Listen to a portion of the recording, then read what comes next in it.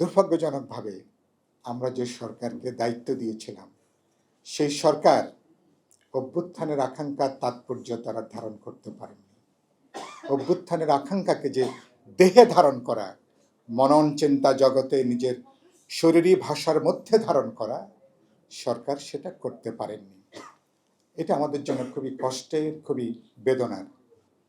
এখানে আলোচনা হয়েছে, মাসুমও বললেন, সব যুবনেতারা এখানে বললেন, তরুণরা তারা নিশ্চয়ই কর্মসংস্থান দরকার, তাদের বেকারত্ব দূর করা দরকার। দেশের ডাকে, দেশ রক্ষার ডাকে, গণতন্ত্রের জন্য, ভোটাধিকারের জন্য, দেশের ভবিষ্যতের জন্য যে তরুণরা অকাতরে জীবন বিলিয়ে দিয়েছিলেন, তাদের বার্তাটা সরকার গ্রহণ করতে পারেনি। এবং আমরা এবং এত বড় সমর্থন 53-54 বছরে আর কোনো সরকার পায়নি। আমরা এক পর্যায়ে শর্তহীনভাবে সরকারকে সমর্থন জুগিয়েছিলাম। সরকার এটার অর্থ বুঝতে পারেনি, এটা তাৎপর্য বুঝতে পারেনি। রাজনৈতিক দলগুলোর এই যে এককাট্টা সমর্থন, তাকে যে কাজে লাগানো, ব্যবহার করা, প্রজ্ঞা দূরদর্শিতার অভাবে সরকার ব্যর্থ হয়েছেন। এবং শুরুতেই তারা পক্ষ অবলম্বন করেছেন। সে অবলম্বন করতে যেয়ে ছাত্র তরুণদের বিপুল সম্ভাবনাকে অনেকখানি তারা যেমন নষ্ট করেছেন, তাদেরকে তারা কিছুটা পথভ্রষ্ট করেছেন। এবং যেই তরুণ যুবকদেরকে অভ্যুত্থানের জন্য আমরা বুকে জড়িয়ে নিয়েছি, যারা আমাদের ভবিষ্যতে যারা তৈরি করবেন, ভবিষ্যৎ রাজনৈতিক নেতৃত্ব বলি, সামাজিক নেতৃত্ব বলি, সমস্ত জায়গাতে অভ্যুত্থানের উৎসাহ লগ্নেই অল্প দিনের মধ্যেই সরকার তাদের উপরে ভর করতে চেয়ে রাজনৈতিক দল জনগণের উপরে ভর করার পরিবর্তে তারা অল্প কিছু তরুণদের উপরে তারা ভর করতে চেয়েছেন।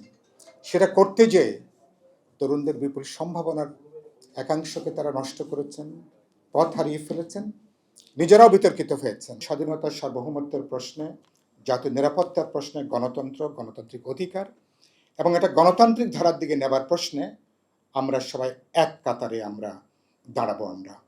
এবং এবারকার অভ্যুত্থানের স্ববিরোধিতা হচ্ছে যে একই সাথে এবারকার অভ্যুত্থান যেটা অসহিষ্ণুতা জন্ম দিয়েছে, এবারকার অভ্যুত্থান একই সাথে একটা উগ্রবাদের যেভাবে জন্ম দিয়েছে, যে উগ্রবাদ নারীদেরকে আবার পেছনে নিয়ে গেছে, নারী অধিকারকে আবার প্রশ্নবিদ্ধ করছে, আবার মানুষের জানমালের নিরাপত্তাকে যারা আবার বিঘ্ন ঘটাচ্ছে। এবং দুর্ভাগ্যজনকভাবে প্রথম দিকে কমাসে সরকারের ছত্রছায়ায় এই মব সন্ত্রাসগুলো সংগঠিত হয়েছে। প্রফেসর ইউনুস বলেছেন 3 দিন আগে তার দ্বিতীয় ইনিংস তার শুরু হলো, দ্বিতীয় অধ্যায় শুরু হলো। আমি আপনাদের গণমাধ্যমের মাধ্যমে সরকারের কাছে বার্তাটা পৌঁছাতে চাই, আপনার দ্বিতীয় অধ্যায়ের প্রথম কাজ হবে যেসব কারণে আপনার সরকার বিতর্কিত হচ্ছেন, এই বিতর্ক থেকে মেহরবানি করে আপনারা বেরিয়ে আসুন।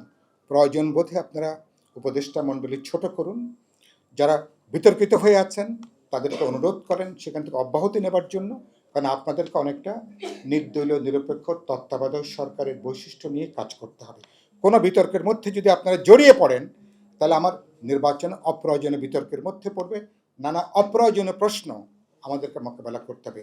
আমরা আপনাদেরকে আর বিতর্কিত করতে চাই না এবং আমরা সংস্কার বিচারের প্রক্রিয়ার মধ্য দিয়ে আগামী নির্বাচনটা আমরা সম্পন্ন করতে চাই।